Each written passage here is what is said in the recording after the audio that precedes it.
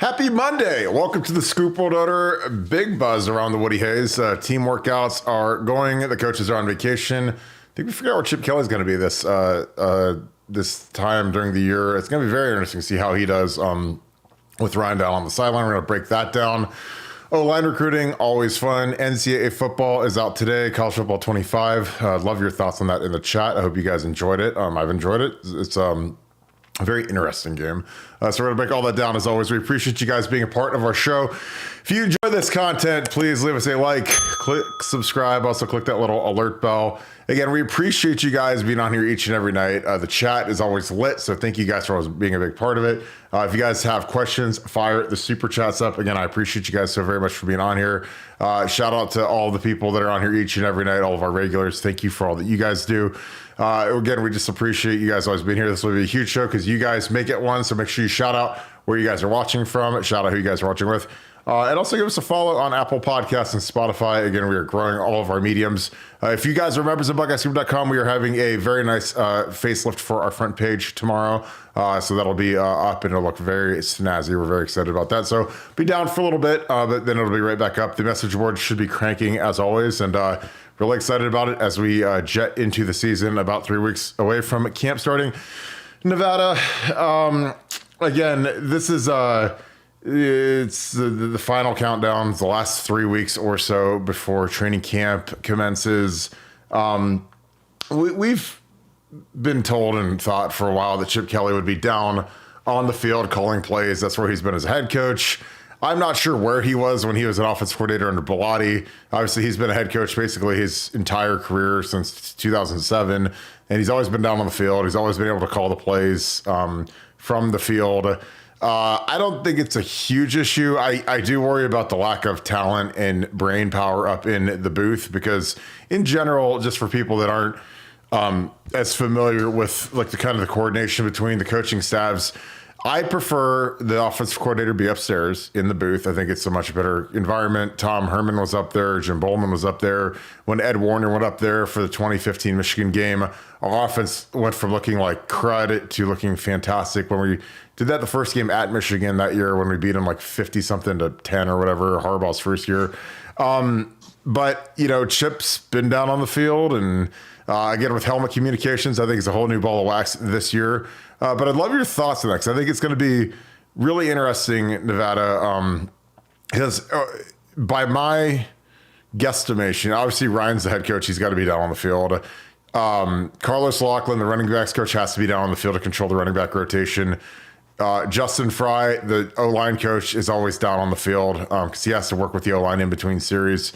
Brian Hartline has to be down to control the offensive, the wide receiver rotations and help there. So really the only guy who's a full-time coach who will be upstairs for sure is Keenan Bailey.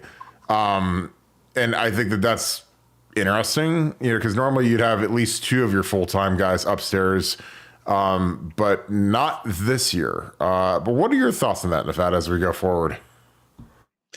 Well, it's funny because when Chip took the job, I went to a person really close to Chip, kind of involved in moving Chip to Ohio State, and I was told that the initial plan was to have him upstairs, and I'm not really sure what to make of it. You know, helping technician had kind of chimed in when we were talking about this today, based on the reports that we were hearing about him being on the sideline, and helping technician, who's one of our great insiders, said that he didn't think it was settled yet. That they were going to try it both ways, see how it kind of worked out, and that Chip's preference, and as you said, his experience has always been on the sideline, and other than when he was the OC for Bellotti, I mean, it's mainly been as the head coach, and so obviously as a head coach you have to be on the side. There's no head coach that coaches from the booth, so I really have mixed feelings about this. While I understand, Chip Kelly may be experienced doing it this way, like doing it this way.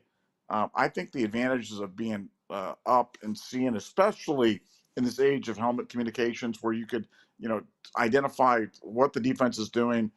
Now, but again, I want to ask you, as the All-American, as the guy who's played and coached and been there on the sideline, because maybe it's just my untrained eye, but when I coach from the sideline, and I have coached from the sideline, it's very difficult for me to tell what's going on on the field in terms of seeing everything.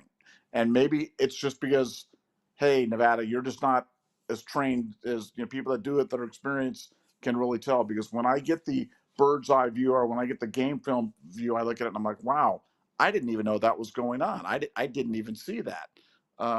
Is that a thing, or is that just my lack of experience in terms of being able to see patterns and things that are going on the field? Can people that are experienced see it much better from the sideline? No.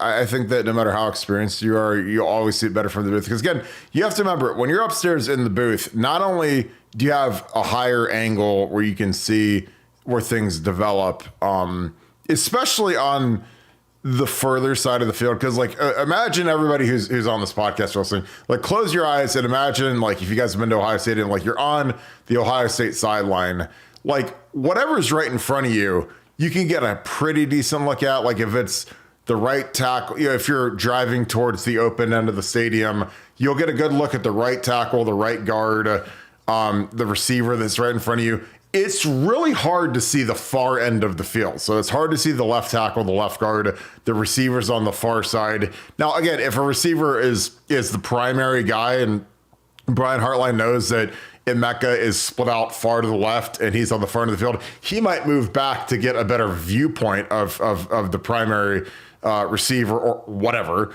But the biggest advantage to being upstairs, and again, in 2010, I was down on the field for the first few games. And then we decided, like Jim Bowman and I decided to put me upstairs because like I didn't really, like being down on the field sucks. It really does. And at the time I was a quality control coach, and back then you're not allowed to be coaching on the sideline. And we had John Peterson, who was a guy that had an O-line background, so he could do a lot of the stuff on the board. So I was kind of redundant at that point. So I actually went upstairs with Bowles, and I could chart everything and draw the fronts we were getting, the defenses. I could take notes. So it was basically like I'd make him like cliff notes. Okay, this is what happened on this play. This is we called this power run or the stretch run to this side. This is what happened. This guy missed his block. This guy fell down. This guy went the wrong way.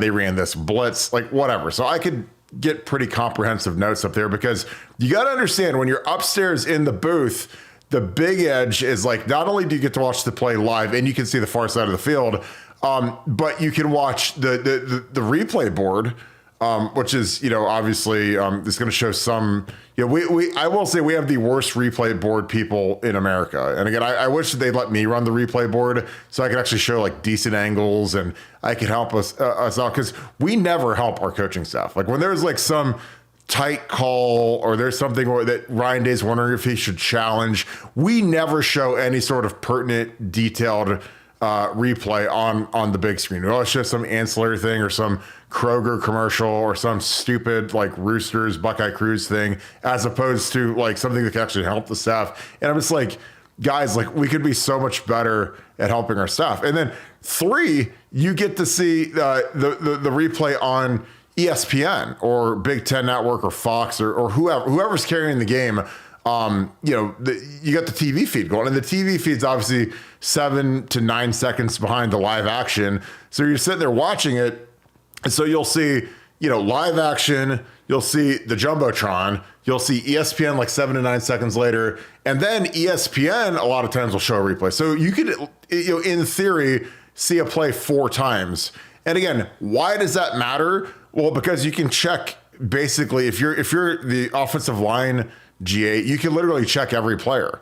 Or if there was something that was a major screw up, you can kind of verify what you saw. Because again, a lot of it happens really fast. So, I mean, when you're watching a game, any of you guys that have ever coached football or watched football, like at a high school game or whatever, a lot of stuff happens fast. So, when coaches are making decisions based upon like what you're telling them, you better make sure it's right. Like you better not sit there and just say, oh, well, I think that they brought the Sam linebacker off the edge, but I'm not sure. Or I thought it was cover 3, or I thought it was cover 1 hole or 1 rat or whatever.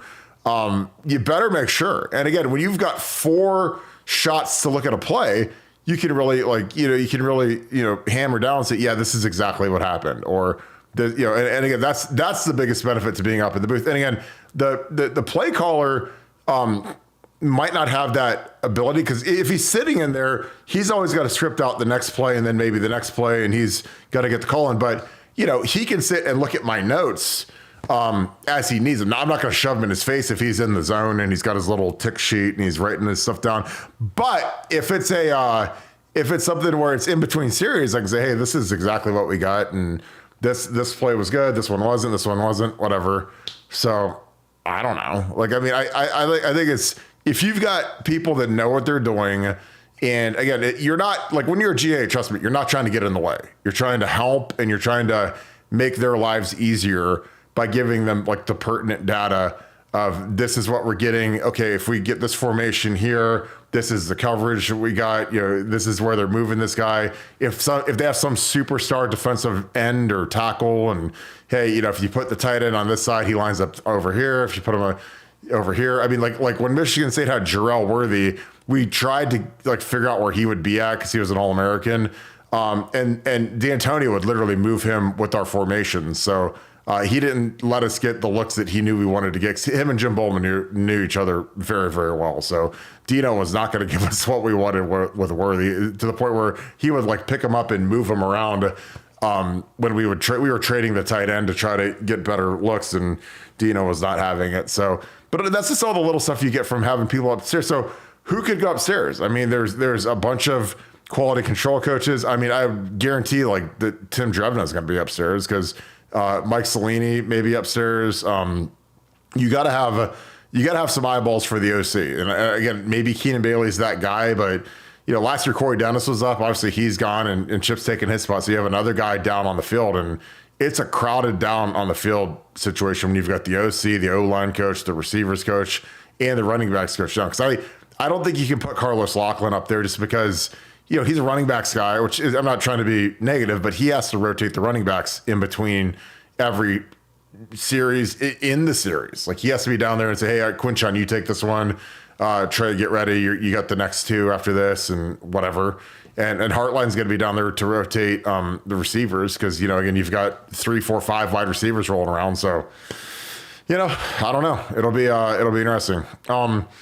But what are your thoughts on that, Nevada? I think it's going to be fascinating. And again, I don't think it's in concrete, because, if it stutters out of the gate, I mean, in 2004, when we sucked and we were 3-3, they literally switched Jim Bowman, who had been down as the O-line coach, on the field. They put him up in the booth, and they put John Peterson down, and it really helped our offense. I'm not going to lie. We got much better after. I don't know if it was the coordination, if it was the play calling. I don't know what it was, but we got much better after that. Obviously, we started playing Troy too, which helped.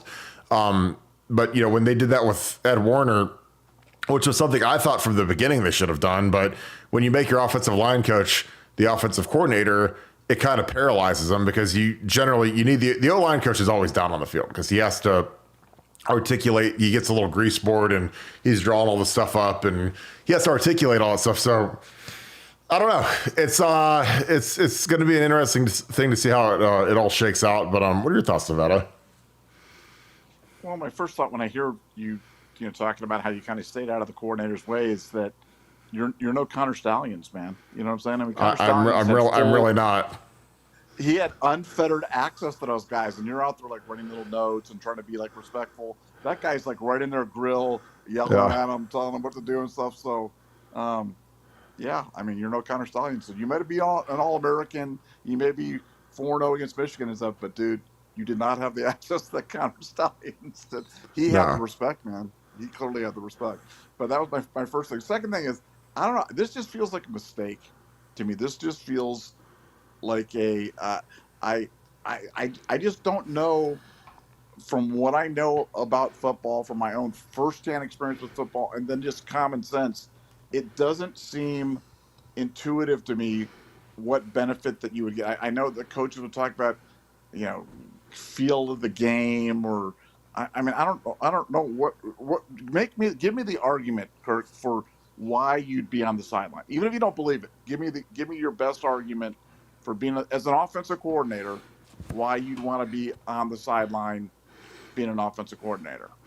I think that some guys are just obsessed with being in tune with their quarterback and being the guy that in between series, in the drive when there's a timeout, he's talking to the quarterback directly. He's not talking through a headphone or on a phone. I think that in between series, like a lot of times the offensive coordinator, you'll see, McVay or Bill O'Brien or whoever, and I know that McVay is obviously a head coach, but you'll see those guys, sitting on the bench next to the quarterback going through the plays. And I think a lot of it is just making sure that they can manipulate the quarterback to see the game the same way they're seeing it. Especially this year, if they're going to have tablets and, the headsets, it's going to be a whole different ball of wax now where you've got these, with the comms, the communications, like when you're talking to the quarterback. So I think that some of these guys, they've had success down there. And they're all guys that have got, good backgrounds. Like I talked about Kyle Shanahan, who obviously is the head coach of the 49ers. Like when he was, in the Super Bowl with the Falcons, he's down on the field. McVay, when he was with the Redskins, down on the field.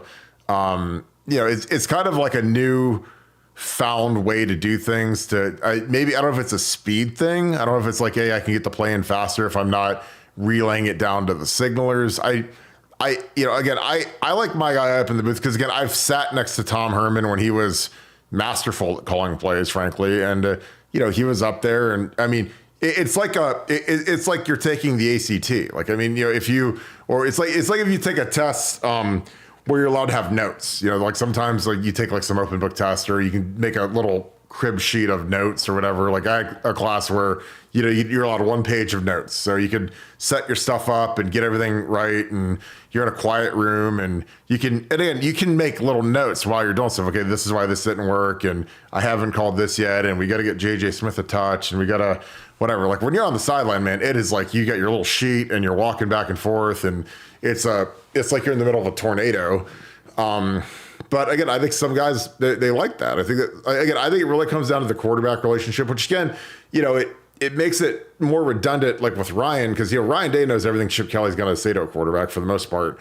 And so, if Chip was up in the box, I think it'd be easier for Ryan to communicate whatever Chip's trying to put down, So Ryan's done that for the last few years. I know he's trying to, push off and become the CEO again, but I'm just saying it's a different world, with Chip. But, like Chip's been down for since 2007 at minimum as a head coach. And, I don't know if maybe he doesn't want to be up in the booth or he's not comfortable in the booth or see how it goes. But I don't know. Like I said, I like the booth, but if a guy could convince me, because in the NFL it's a different ball of wax because they have helmet communications. But I don't know. I don't think it helped Ryan in the last years, and he's been great at calling the plays. But I think he'd be better upstairs in a booth because again, you can see everything way clearer. Because when you're down on the field, man, you're at the mercy of the people upstairs giving you the right information. Because you'll see stuff on the field, but you can't see everything when you're down there. I'm just telling you. And you don't have the replays. Again, having that little TV in there is humongous for just confirming everything. And again, I think the people that have been upstairs for Ryan the last years have been terrible because we've missed on challenges because I don't think that they were pervasive enough. Hey, Ryan, you really need to challenge this, or you shouldn't challenge this and waste the time out. But again, that's just my opinion. Well, like I said, it'll be interesting to see how it goes. But the hard part is like we're not really going to know because we're going to play Akron and some turds to start it all off, and then it's going to be whatever. Once we get to Iowa, I think we'll have a better idea. And then you got to go to Oregon, so they should have everything straightened out. But yeah, like I said, they've got training camp to figure this out. You just wish that there was another position they could put upstairs, but you literally can't put your receiver guy up there. You can't put your running backs guy up there. You can't put your O-line guy up there. So it's hard because normally it's the coordinator. And, like when we had Kevin Wilson as the tight end coach is great, because you got like a guy who's been around the block and he's been a coordinator for 20 years. And I think he was upstairs for his entire career when he was a play caller. And he was really good at it. So, but again, that's just my thoughts. Probably not overly convincing just because I'm pretty much against it. But, like I said, when you structure your staff the way it's structured, it's hard to figure out who's going to go up. Like for the defense, it's easy because, Jim Knowles is up. He's a DC. And then you've got the rest of the crew. They'll put one of the secondary guys up and down and, I think James will be down on the field because he'll be involved in special teams. So, LJ's down on the field because again, the guys that have to control the rotations, at positions that rotate a ton, D line, receiver, running back, you have to have those guys on the field because you can't have the GA calling for JT Tuimoloau, Kenyatta Jackson in the game. You got to have Larry doing that and kind of rolling those guys through because it's a feel thing. So yeah, Nevada. Any follow up to that? Well, yeah. What I mean, and again, this may seem kind of wild, but I'm going to ask the question anyway.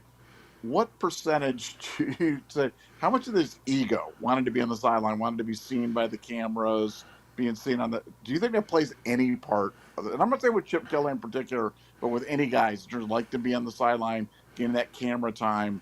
Do you think that has anything to do with this, or do you think that's just like just a nonsense discussion point? No, it absolutely does. I mean, it's easier for people to get to know your face, to get to know you're sitting next to like Josh McDaniels, the king of it. I mean, he's sitting next to Tom Brady every game, standing there. You look a lot more active when you're down on the field and they can find you and you've got the little play sheet over your mouth just because that everyone's trying to read your lips and. Guys absolutely want to be on the camera. I don't think that's Chip. I genuinely don't think Chip Kelly cares. Like, I think he's a guy that's so far past caring what people think about him that, he's done so many things different and had so many criticisms over the last 25 years that I genuinely don't think Chip cares.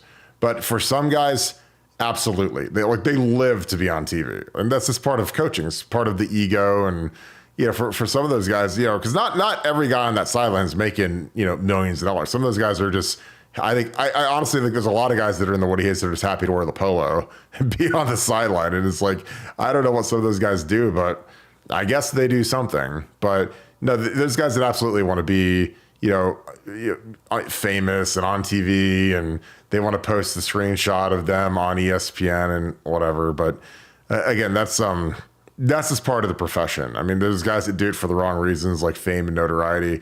And so you absolutely have guys that are, publicity hogs that want to be down there and doing that. But again, there's guys that are really successful to do it. But I don't think it's the easiest way to do it. But again, it all depends upon the structure of the staff. Like, again, if I was Chip and I had Ryan Day on that staff, you got to have somebody that you feel comfortable can convey messages to the quarterback. So Chip can be upstairs and, hey, Ryan, tell Will Howard to do this or put Will Howard on the headset, hey, and draw this up. You got to make sure guys can draw stuff up on the grease board and convey messages and do that type of thing. So, I think that this is the perfect situation for Chip to go upstairs, but still not going upstairs. So it's going to be really interesting to see how it works out. But again, like our talent's so overwhelming, it might not even matter where he's at. I mean, he could be calling plays from the Blackwell playing NC or playing college football 25, and I think to be just as good. So just my opinion. What do you think of that? Do you think that there's some guys that have ego trips and just think that they want to be seen? I think I've always believed that was a thing. Oh, yeah. Like I said, I'm not ascribing that to Chip, but I do think this is a mistake. And I always say, when we think that things are going right, we say it. When we think things are a mistake, we'll say it. Now, as you said, it's going to be hard to kind of quantify. Is it a mistake or is it not? But I just don't understand how any person can feel like they get a better view. I mean, you don't see Jim Knowles on the sideline being the defensive coordinator. Now again, I know some DCs do that and stuff, but he's upstairs with his sunflower seeds, sitting by himself, calling defense because that's what you want your coordinators to do. See the whole field, see the whole thing. So like you said, this team's got such overwhelming talent. It's just this team has a different feel to it. I saw, even with you got the dudes of the week this week. It was like Cody Simon, Ty Hamilton, Emeka, 3 veterans, and you just know this team's got so much veteran leadership. I don't think you have to be there on the sideline, talking to them every single minute because these guys know what to do. This is the year where we've got the veterans. This is the year where we've got the 4th year guys, and this team has a different, to me, it's a different feel that's palpable about the amount of excitement that we have, on this team, the amount of experience we have in this team, the amount of motivation you have in this team. And it's all kind of come together. I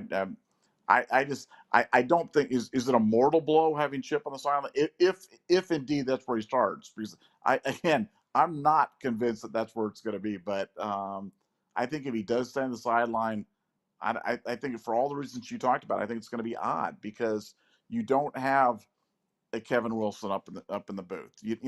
Everybody else on the offensive side of the ball that's in the countable 10 has to be on the sideline. They just have to be. So that leaves you with Keenan Bailey and a bunch of analysts up there on the thing. Now, the way that they've changed the rules and the importance of analysts and quality control guys and things like that, I think that, that does mitigate it somewhat. But for my money, I want Chip in the booth. And I want Chip in the booth, and I want Chip on the microphone, communicate directly with Will Howard as he goes to the line. And I just don't know how he can do this effectively from the sideline as he could from sitting up from a bird's eye view. Yeah, I totally agree. I think that it makes it a lot easier. Again, as you were saying that, I was thinking of like Brett Venables is like the king of the camera. And again, some of those cameras love him. I mean, some of these guys, like, they live to be on camera because, you listen to some of the douchebag color commentators just go over the top about how great and genius Brent Venables was when he was at Clemson, especially. It was like, oh my God, stop. But you know that some of those guys, they love the attention, they love the camera. And again, like it's, like I said, for guys that, are trying to become head coaches, like, I don't know if it's a bad thing if the team's successful and people constantly see this, a guy who's like, kind of crazy and wild and screaming and whatever. I mean, you've got all those clips of like the old Nick Saban, Will Muschamp, and they're like screaming at a player and going ballistic and whatever. And you can't really do that up in the booth. But, Will Muschamp he had the head job at, Florida and South Carolina. I mean, and I think that part of that persona is built on the sideline. So again, there's, it's a net negative to go upstairs from a communication standpoint because it's not as efficient when they're on the headset or on the phone. But again, I just think that the ability to see the game the right way is so critical and so huge. And it's something that I'm a believer in. And again, I think, I don't know what Ryan's background was when he called plays at BC. Like, I don't know if he was up or down.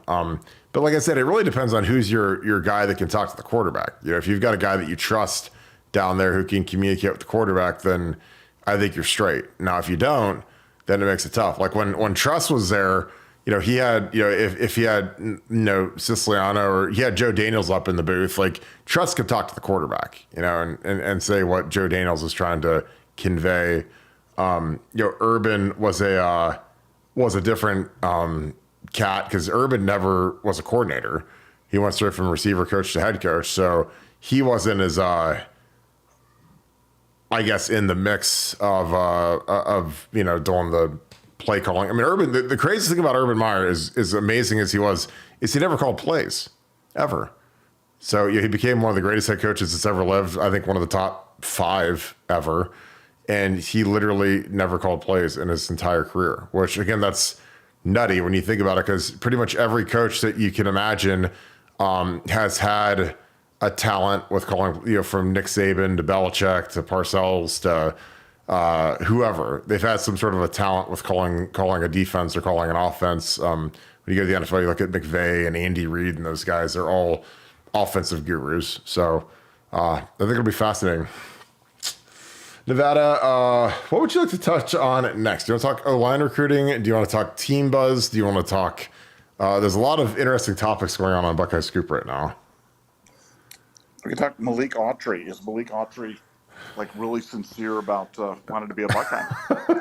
It's going to be interesting, man, because the kid loves he loves recruiting. I know that. He loves attention. He's a monster on tape. Funky literally was talking about Funky was talking a little bit about how he was recruiting for Auburn when he was on his official visit. So I don't know. He's a kid that I'd take in an absolute heartbeat. I think he's a superstar. He'd be a guy that would be, to me, he's a 5-star all day, every day. But what are your thoughts? Because some kids love recruiting. I think that he's one of them. And again, Ohio State, when you give Ohio State fans a little bit of kibble, man, they go absolutely crazy. If they think they have a shot to get you, man, every time you mention them, you're going to get likes, you're going to get followers, you're going to get all of the stuff that's like rat poison for young minds in the view of social media. What are your thoughts on that? Yeah, I don't know. I mean, he's really playing this thing out because, yeah. Oh, there's Mr. Chico. So he is. Oh, he's playing it out like big time. I mean, he's telling the other kids that he wants to come. He's telling the staff he wants to come. He's hitting out on social media.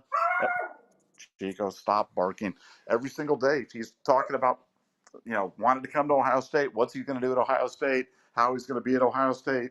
But I still don't believe him. And I don't think Funky believes him either. So that's kind of where we're at. I've seen these kind of movies before. I mean, we saw Jordan Seaton kind of do the dance last year, and every crystal ball had him going somewhere other than Colorado, who ended up pulling him.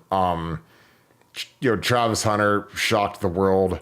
When he went to Jackson State of all places. It's recruiting's different now. Like I think recruiting is with NIL and with kids being kind of crazy. Like again, like Jordan Seaton was the number 1 tackle in the country and was all world and whatever. And like to pick him to go to Colorado, which was just, they were atrocious last year on the offensive line. Nobody in the universe would have picked that. And they're not a huge NIL player. I'm sure that they scraped money around for him, but it's just, I don't know. Like, I mean, I care about recruiting because it's a lifeblood for Ohio State and for Buckeye Scoop, but it's like, man, there's some funky stuff that goes on in recruiting now. And, it's like, like our dude from St. Ignatius, like Steve Whitfong picks for him to go to Oregon like last week, a kid from St. Ignatius. Then he releases a top 5 today. It doesn't even have Oregon. Doesn't have Ohio State, doesn't have Arizona State. It's truly like bizarro world. And that's why until these kids show up and play, I don't get overly excited about them. Obviously, it's great to land David Sanders Jr. and some of these kids potentially coming up in the next, 3 weeks or so, next month or so. But some of these guys end up not panning out. And some of these younger guys end up being really, really good. Pat Elflein was way better than Kyle Dodson, but on National Signing Day, man, nobody cared about Pat Elflein. I promise you, I was there. So yeah, like I said, I want kids that are tough, that want to work, and want to be a part of something really spectacular. Now, if they're ultra talented, if they're JJ Smith, sign me up all day. But that kid is also a working machine. He's a monster. And he's really, really good on the new video game. Like he might be the best player on Ohio State's team. So yeah, I'm all about figuring this out, because the game players, God, there's just so many of them that they never pan out to the level that you'd expect. But they can play games because they've been given this pedestal and this stature from recruiting rankings and camps and the fever from all the fan bases that follow it and social media and the rest. And it's great, but I think it's like rat poison, man. I think it kills these kids and they don't even realize that it's happening. What are your thoughts on that, Nevada?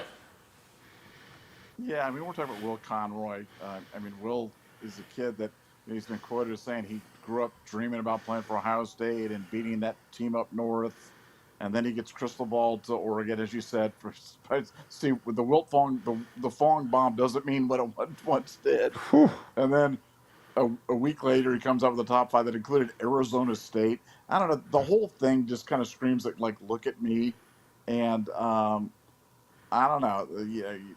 I may be insulting offensive linemen or maybe complimenting. I don't know. But I'm okay with the look at me stuff out of running backs and wide receivers and quarterbacks, but not out of offensive linemen. Offensive linemen, I like to just be strong, silent types. So I'm not sure exactly what's going on with him or who's advising him or what he's doing.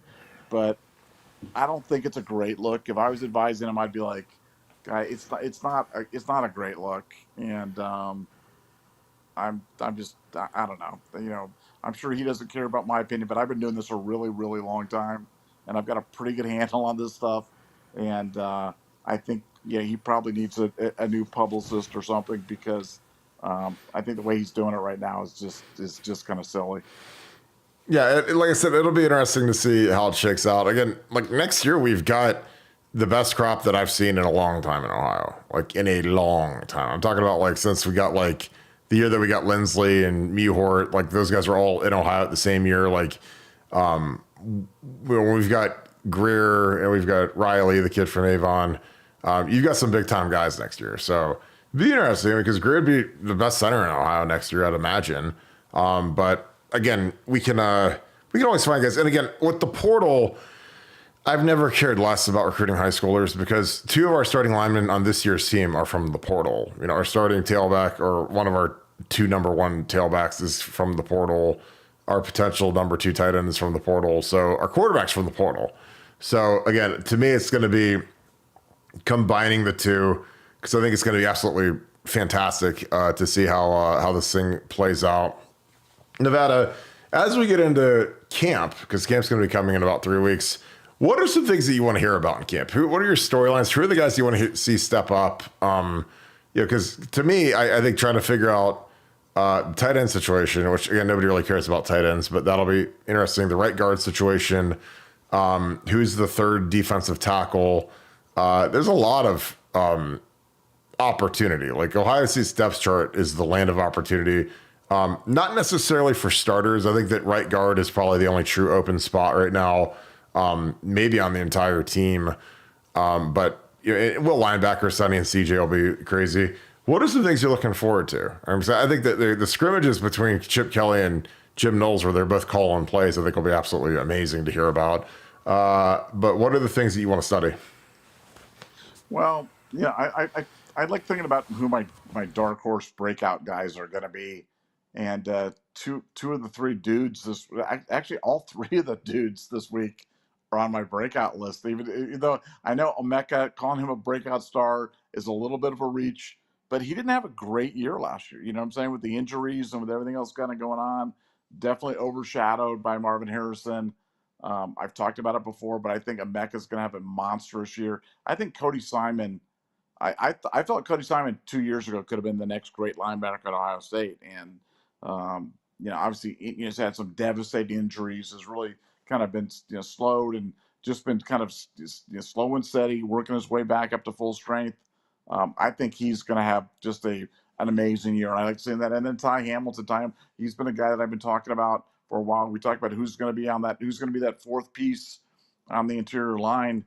And with all due respect to Hero Canoe and other guys, I mean, when you line up Ty Leak and Ty Hamilton and Jack and JT, I don't know of a better. I mean, spare me the Michigan thing, and I know they've got some good players and stuff like that, but I'll take our front four over anybody's.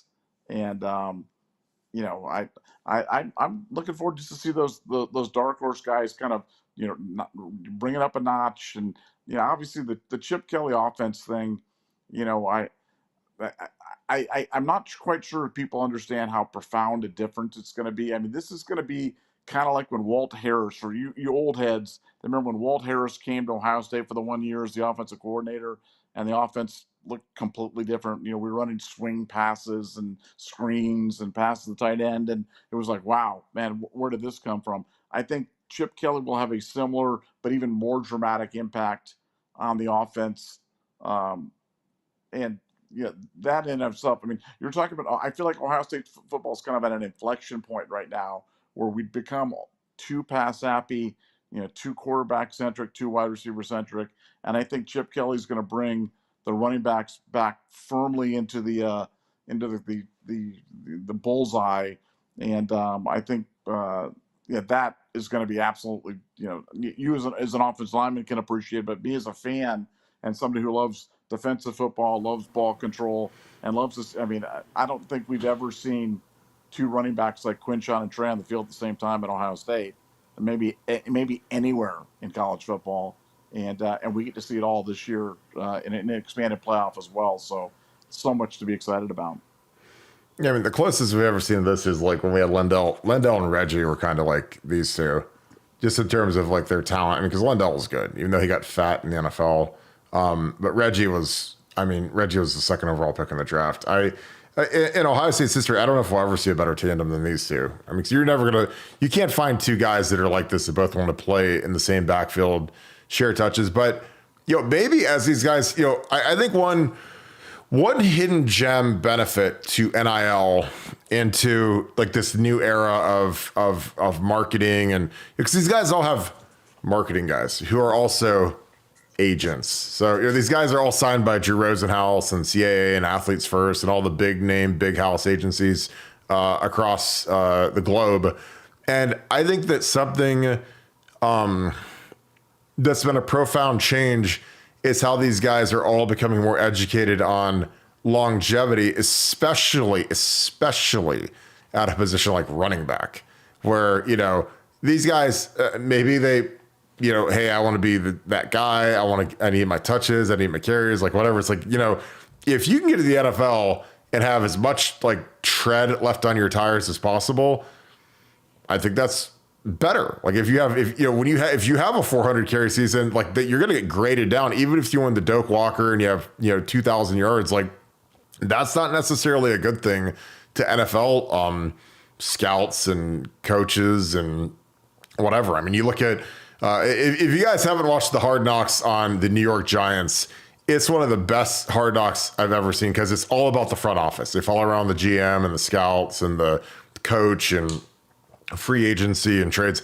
And like you listen to how they evaluate Saquon Barkley. Now, Saquon Barkley's been in the league for, since 18. So he's been 6-7 years in the league.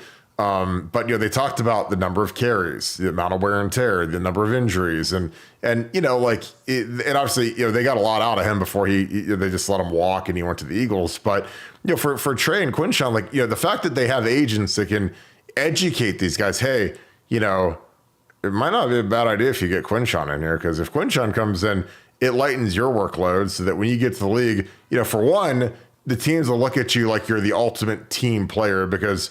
By Trey Henderson coming and sharing carries with Quinshon, he basically forgoes winning the Doak Walker and potentially being a first-team All-American just because he won't have the statistics of a true workhorse back because, he's splitting touches. But you get to the National Football League, man, the best teams have two running backs, two, maybe three. I mean, the 49ers are kind of an anomaly with McCaffrey where they give him 30 carries a game. But, you look at the Lions, they've got two really good running backs. You look at the Chiefs, they're by committee.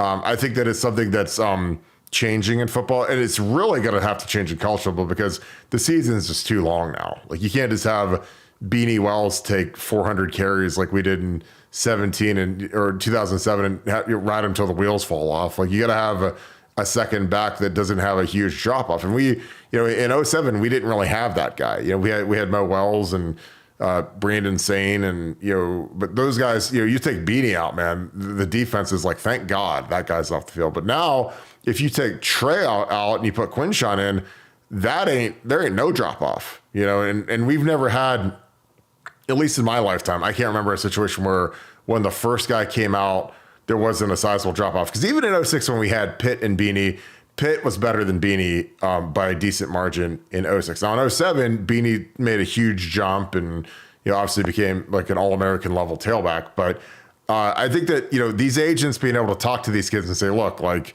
this will look great in the eyes of the NFL. Again, because now when you're a senior, man, it's all about optics. Like these guys they try to do everything right off the field. They try to do community service. They're up in the church. They're doing all this stuff because they're trying to when these scouts and these player personnel guys and these GMs start digging through stuff, they'll say, well, this guy was a member of the church. This guy let another guy come in and split carries with him.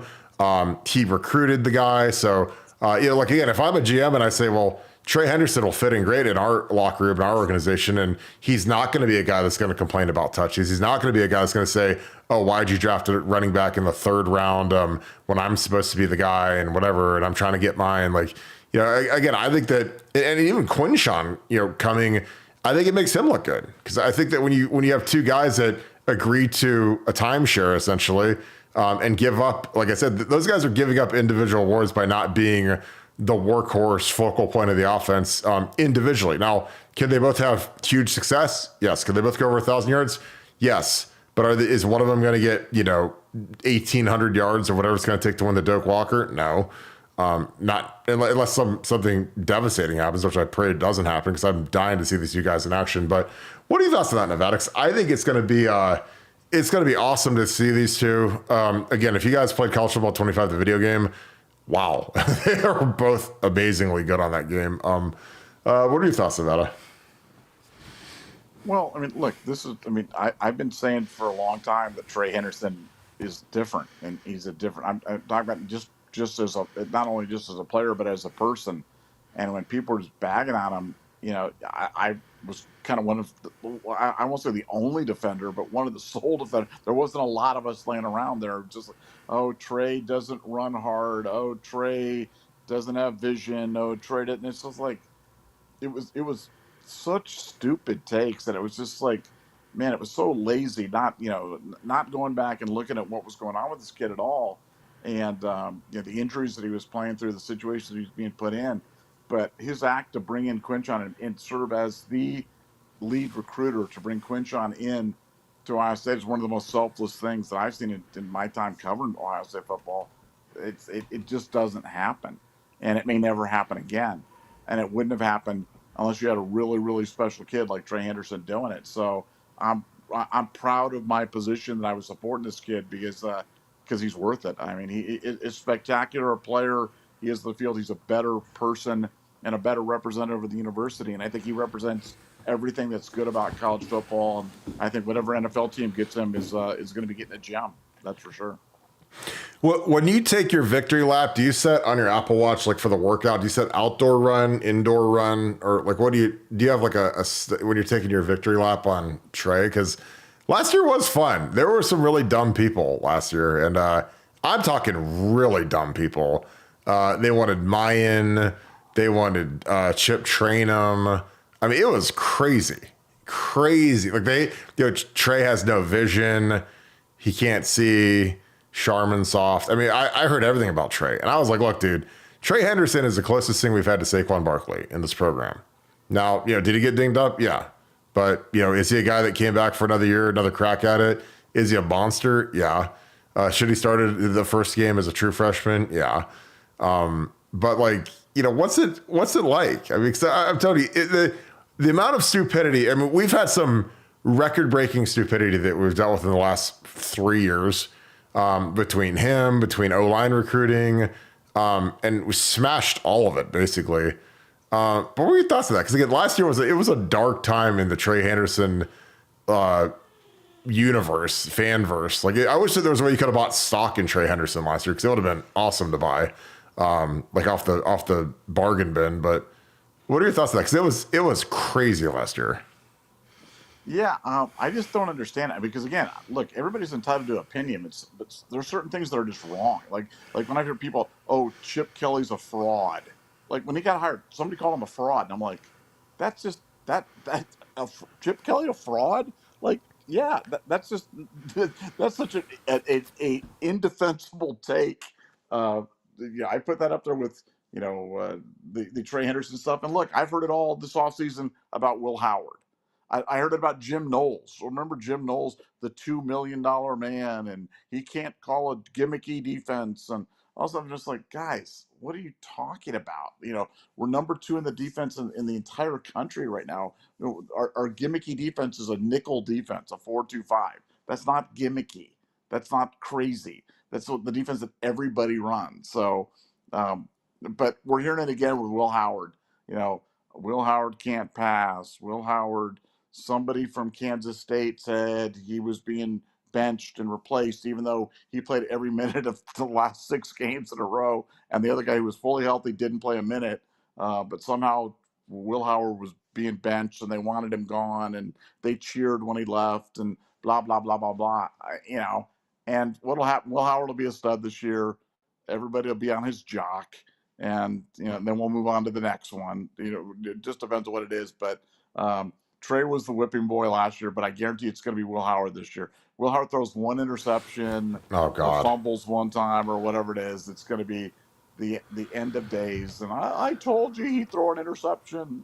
So at some point he was going to have a turnover. It's like, yeah, you're right. You got it. You win.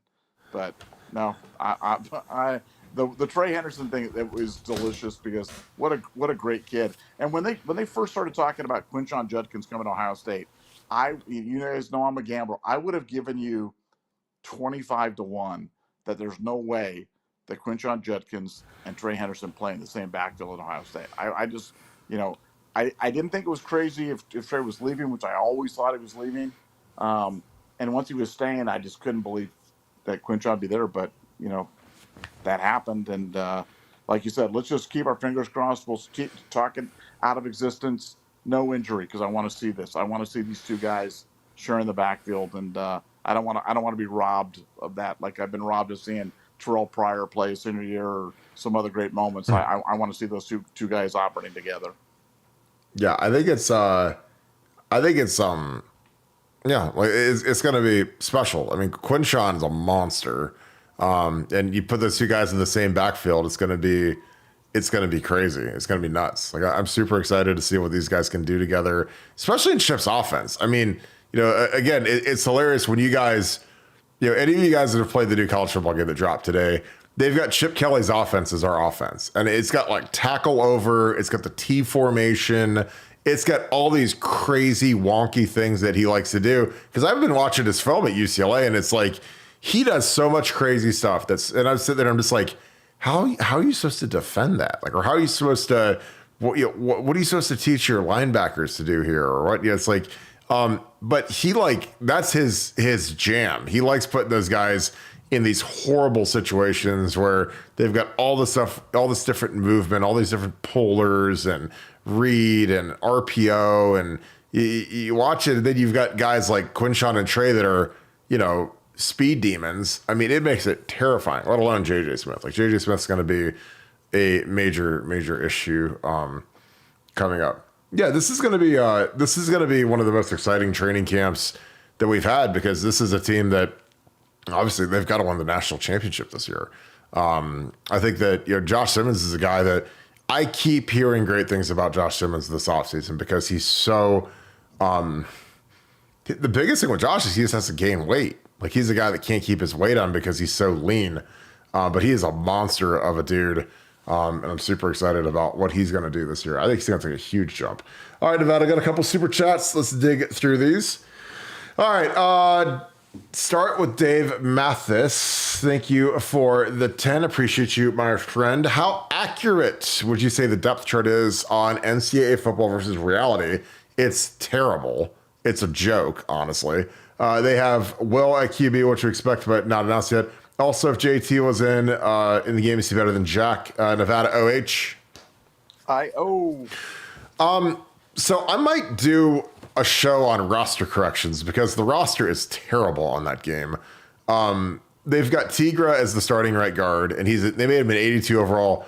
And Tigra has never played in a game other than like mop-up duty, but they made him somehow. They made poor Carson Hinsman's a 78 overall. And he started 12 games last year. And I'm like, how is he worse than a guy that was on the bench? The O-line is all jacked up because Josh Fryer, they put him at left tackle because Josh Simmons opted out of the game for whatever reason.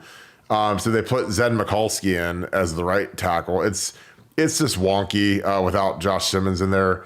But yeah, you should put like Carson Hinsman should be probably about an 82, 83. He should be above Tigra. Tigra didn't even play last year, and somehow they put him up.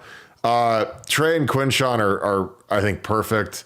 It is weird because they've got like JT Tuimoloau is like a white guy, and he's like number 79 on the game, so it's kind of strange. And he's not very good. He's only like an 83 when he should be like a 92 probably. So that kind of kills Ohio State's Ohio State's defense is still really good, but if you had another 93 overall defensive end, then they're like wicked good. Which I'm sure that, people will build him or put him in the game or patch him in or whatever. Sonny Styles is crazy. The funniest thing, I'm going to put this up here because This is funny. Nevada, did any of your the little Nevadas run around and play the game at all today? Because I'm sure they had to have. I have not got a firsthand report, but I'm waiting on one. I believe my middle son was looking at it and was going to give me a full thing. But what would Burt Carton have been if Burt Carton's playing the game? What's a fair ranking for you as a right tackle there? Senior year, Burt Carton. Oh, 99, easy. No, 90. Well, I was a 94. You know, so yeah, that was on the Wii. That's when we were playing on the Wii. On the Wii, come on. You know, I mean, probably 95, 96. I mean, I don't know. I mean, what's the? It was the first team All-American. I mean, it's funny because you know, if you really want to make the most overpowered player of all time, you know, in the offseason you can change positions of your players. So I made a bunch of adjustments. Like I put Sonny Styles at right outside linebacker. I put Mike, but the best one you could ever do, and you guys are going to be laughing at this, is you put J.J. Smith as a tight end because he's like the strongest guy on the game, and he's got hang on, this will pop on in a second. He's got 94 speed, 96 acceleration. So if you move him to tight end after the first year, he goes right to a 95. And you know, in my offense, my tight end's never in line. He's always like split out. So, you know, and Ohio State's never won the Mackey Award. So I was like, ooh, this would be an easy way to get the Mackey. But, you know, JJ just goes crazy on this game. He literally, like, I played one game and he was my leading receiver, and he's nasty. But after 1 year, like, he goes, you know, you got a 94 speed tight end, man. It is curtains for, you know, because I do it because then a linebacker is going to cover that, and it's going to be death's door in every matchup. So, but yeah, it's funny because, you know, they have to fill the roster out with a bunch of guys that aren't real. So there's some guy named R. Dorman and some guy named Jay Keenum, along with Bennett Christian and Max LeBlanc. So yeah, but it's like I said, the game's fun, and JJ's like stupid good on this game, stupid good. So something for you guys to look for. This is after the first year. Like I just simulated a year, that's how we lost 3 games somehow. Which I don't know how we'd lose 3 games, but Caleb Downs is bonkers on the game. I just said, well, let's simulate and see how it does. And, you know, of course, like we make the playoffs and do whatever. But yeah, Igbenogsen's good. Ennis goes up to a 91 after 1 year. So it's like, if you keep JJ at receiver, you have Ennis, Tate, and JJ is all in the 90s after 1 year. So it's Julian saying time, baby. Got my man Tora, and again, if JT was in the game, I'd say that he'd probably be a 93-ish or so. So I might actually make a build for him, just because I know people are dying to know what should you make Jimmy Simmons and JT. And for some reason, Jelani Thurman opted out too. So you don't have Jelani. So I don't have my big tight end that I want. So it's peculiar and kind of funny, honestly. Treasure of the Torah, what is up, Akeem? How are you, brother? Thanks for the 20. Thanks for being ultra member as well. And thanks for being a wrench. Hey, Kirk, what's good, family? The big service center is from Ryan Day's team versus Urban Meyer's team is the lack of power and strength. In the Urban Meyer era, Ohio State was super strong and powerful. That is an interesting observation because, you know, when Urban was running the show, we had a lot of mutants. I mean, we had a lot of guys that were just like freaky. And now we've got like some really good looking dudes. I mean, Sonny Styles is about as good as you can ever get. You know, Caleb Downs. But I felt we were more physical back then. I mean, when you looked at our lines and you had like Adolphus, Joey Bosa, you know, those cats. I mean, that was something. You know, Darren Lee. I mean, you had some guys that were freakazoids out there. Malik Hooker. I mean, it was nasty. You know, Mike Thomas was a freaky wide receiver. You know, even our tight ends like Hireman and Vanette were really, really good looking athletes. And obviously tailback, I mean, probably the best tailback in school history is Ezekiel. But it's just my opinion. But yeah, I think that we were a little freakier back then. You know, now we've got guys. I mean, you look at Marvin and you look at JJ and you look at some of these other guys. They're pretty freaky, but I felt like we were stronger under Urban. Now, again, I'm not trying to be Kool-Aid drinker, but I felt like we were a more physical outfit under Urban. But I think we're trying to get back to that, which I think would be great. And I think that Chip's running game will help us get back to that. But what are your thoughts on that, Nevada? Again, Akeem, appreciate you, my man. Hey, Kirk, what's good, family? The big service I noticed from Ryan Day's team versus Urban Meyer's team is the lack of power and strength. In the Urban Meyer era, Ohio State was super strong and powerful. What are your thoughts? I think it's style of play. I think we played a physical style of play where we ran the quarterback, and we ran the heck out of Braxton. We ran the heck out of JT. We ran the heck out of Cardell. I mean, we just played a physical brand of football. So I think it just lends itself to a toughness and kind of a perception of physicality that I think we're going to get back to this year. And I think that's, if I have a criticism of Ryan, it's that. It's all the things. It's being pass first. It's being dependent on passing 4th and 1. It's practicing passing more so that you get out of run sets and you're not as physical up front. Your defense is not as accustomed to stopping the run because you're defending the pass all the time. I mean, it's all those things, and I think Chip Kelly's going to help that. But I think that's more of a perception than a reality. But it's definitely real. I mean, we all felt that way, and it's been kind of a slow erosion as we've kind of got to this point. But the good news is that all changes with the Chip Kelly offense and how he's running it and how he's approaching Ohio State football this year. You're going to see a return to physicality, and we'll all be able to tell. Yeah, I agree. Like, I never felt like there were many games where we were out physical. We might have been outplayed. I mean, people point to the Clemson game and Iowa where we blew our load the week before against Penn State and the Purdue weird debacle. But, I felt like, we imposed our will a lot under Urban. And I think with Chip's offense, we're going to get back to that, which will be really good for not just the offense, but I think the defense. Because I think the more we can run it and control the clock, the better our defense becomes, because they just have to defend fewer plays and they get more rest. It's ECM. Thank you for the 5. Appreciate you, my dude. Thank you for being an Ultra member as well. We ran at Michigan straight down the field.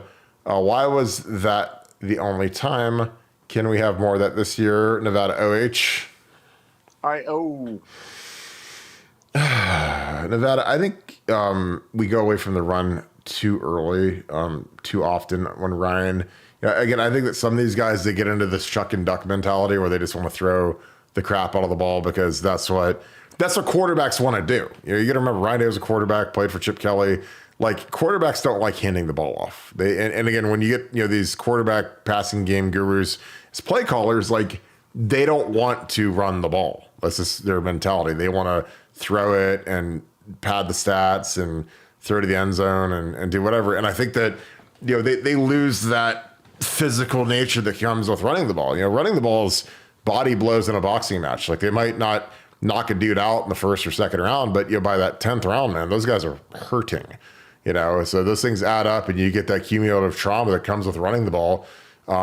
It hurts teams. I mean, again, that was Michigan. That's what they hung their hat on the last few years. And I'm not talking about us, but they run the ball and they're physical, and then by that 4th quarter, man, it's like the dam breaks, and it happened to Penn State, it happened to us, and kind of is what it is. So I think that's something that would be a huge benefit to our offense, is getting back to running the ball and being physical. And Chip, when Chip took over the Eagles, Andy Reid, who's obviously a first ballot Hall of Fame coach, but when he left the Eagles, they weren't in great shape. And his first year when he took over the Eagles, man, they went to 2nd in the NFL in rushing the football. 2nd. They went from I think they were 17th or 18th in the league to 2nd, which is substantial. 2 years ago when they had, 2 NFL guys, you had an NFL quarterback and an NFL running back, they were 2nd in the nation running it at UCLA. And again, UCLA, go look at their O-line recruiting. It's 3-star heaven, if I've ever seen one. But his scheme was so good. And when you had talented dudes, man, when you've got we have an A+ scheme and A+ talent, it's devastating to go against. And let's be real, Chip at UCLA did not have A+ talent very often. I mean, he had some, Zach Harbaugh is good, DTR is good, but that's not Trey Henderson and Quinshawn. There's no chance. Will Howard obviously is as quick as DTR, but I mean, he could be every bit as good as DTR, in my opinion.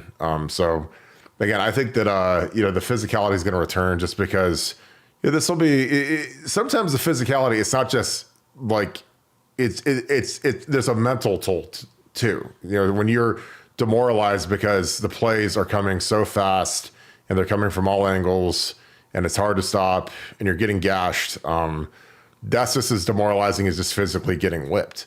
Again, I lived that, like when we played the Florida Gators in '06 with Urban, when his spread was kind of the new funky thing that, is that going to work in the SEC? I'm like, dude, like when he puts that in with really fast players and misdirection and guys going all over the place and guys, springing wide open, loose, it's impossible to defend. That's why they led the SEC in rushing like every year that he was down here, because all of the window dressing and all of the stuff that he does, when you do that and the guys all run 4.3s, it's exhausting, it's demoralizing, and it's tough. And I think that's what Chip's going to bring to this offense this year. Nevada, what are your thoughts? ZZM, again, I appreciate you, brother. Thanks for being on here all the time. Appreciate you being one of our best regulars. Like I said, we ran at Michigan straight down the field. Nevada, why was that the only time? And can we have more of that this year? What are your thoughts, Nevada? Yeah, I think Ryan just had a propensity to, he'd go away. He would not stick with the run, and if he was having success, he did it. Like that play, I think it was like 7 running plays in a row, or something ridiculous. Go right down the field and score, and I think it comes back. You get a play stopped, and that was it. And but that's been kind of a hallmark of him. I just don't think Ryan has a really good feel. I think his feel for the passing game is unsurpassed. Maybe the best in college football. Him and Lincoln Riley definitely have to be up there. But running game concepts has never been something that he's really been comfortable with. You look at his big outings; they've always been passing the ball. And I think that Chip Kelly. I know that Chip Kelly is going to return us to a little bit more balance and, from my standpoint, a little bit more offensive sanity, where you're going to see us, hurt teams equally with the run and the pass, and you're not going to be, you're never going to know what's coming, because Chip is the wizard of offensive football, and going to have a lot of toys to play with. Well, I think a big thing is I don't think Chip's ever, or excuse me, I don't think Ryan's had anybody that like he really trusted to say, hey, let's go run it here. I think that he's just like, oh, whatever. But like if Chip says it, I think it's a totally different dynamic than what he was dealing with the last few years when he had, especially last year. I mean, when you lose Kevin Wilson, man, people don't realize how big of a blow that was to the room, the office, the coaching. I mean, that's a big blow to the staff. And then you're replacing with a guy who's never coached before at a major level. That's, can he say something to Ryan? Probably not. Kevin Wilson can, because Kevin Wilson, he was offensive coordinator at Oklahoma, and he's coached in multiple national championship games before Ryan Day even knew he existed. So he's got a little bit more sway than some of these younger guys that just, they're basically on their first job. Like if you're on your first job, it's like, how are you supposed to speak up to Ryan about something? Chip can, though. And I think Chip will. And I think that's going to be something that'll be a pleasant deal. Because again, Chip's going to be calling the offense. And so he's going to get, a nice carte blanche approach on. And I think it's going to be fantastic, because Ryan will actually get to be a head coach. He's never been able to be a head coach before. And now he actually gets to do it. And I think it's going to be really good for Ohio State, for the fan base, and especially for what we're doing going forward with this season, because this is going to be, this is one you can't choke this one up, man. This team's too deep, it's too talented. The schedule sets up perfectly, and with this new playoff, man, it is like, oh my god, like you can't ask for a better situation to win a national championship. All right, Nevada, any final thoughts? We can wrap this thing up. Anything you want to touch on? No, just so much excitement going to the season. I love the fact that we're still in on some recruits. I really want to see how this Malik Autry thing plays out. If Malik Autry goes to Ohio State, this will be one of the great turnarounds of all time. And if he doesn't, man, boy, did he really enjoy trolling, because he's working on it full time. But we'll give you guys a front row seat to all the stuff here at Buckeye Scoop. Appreciate you guys, and make sure to leave us a like on the way out. And we'll see you tomorrow night. That's absolutely perfect. All right, folks, appreciate you guys kicking it with us tonight. I know a lot of you guys are not going to get any sleep, because you guys will be on your MCAA dynasties all night. So I hope you guys enjoy that. Enjoy the night of college football 25. It'll be a good one. If you guys enjoy this content, please leave us a like, click subscribe. Also click that little alert bell. Again, I appreciate you guys so very much for all that you guys do for this channel. If you guys could subscribe to our Apple podcast or Spotify podcast, leave us a 5-star review. That would be huge. Again, we appreciate all that you guys do. Again, you guys are helping us and season's almost here, so it's about to turn up in a major way. I'm super excited about it. So, as always, thank you for making this a huge show. It's a huge show because you guys make it one, and we never forget that. So thank you. As always, thank you so much, Buckeye Nation. Thank you, Scoop family. I'll talk to you guys tomorrow. Go Bucks.